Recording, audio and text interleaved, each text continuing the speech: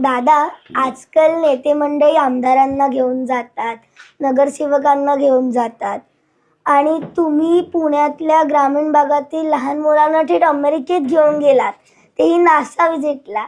हे कसं काय? बेटा काय झालंय, जिल्हा वार्षिक योजना म्हणजे डीपीडीसी असतं, त्या डीपीडीसी मध्ये आपण जिल्ह्यातल्या वेगवेगळ्या विकास कामं त्या ठिकाणी करू शकतो. नासा एक जागतिक पातळीची महत्वाची संस्था आहे.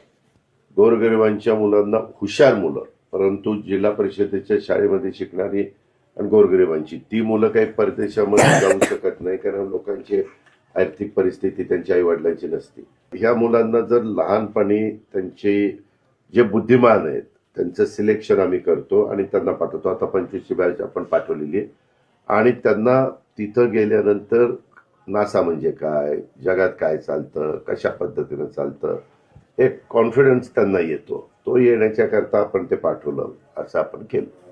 ओके, म्हणजे तुम्हाला फार्मर्सच्या मुलांना सायंटिस्ट बनवायचंय, ॲस्ट्रॉनॉट बनवायचंय ना? नुसतं शेतकरी नाही, काही जण शेतकऱ्यांची मुलं असतात, काही जण ज्यांची शेती नाही पण मोलमजुरी करतात, पण त्यांची मुलं हुशार असतात.